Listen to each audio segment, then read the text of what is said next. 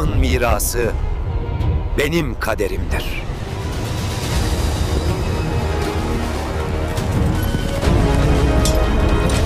Haydi yiğitler! Bizim vaktimiz geldi! Orhan! Vakit geldi. Ya zafer, ya şehadet. Artık durma vakti değil. Saldırıyoruz. Anam, seni kaybedemem.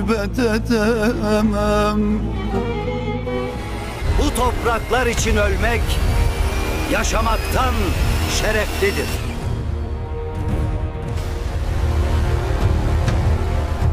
Orhan'a güvenen herkes yanılacak.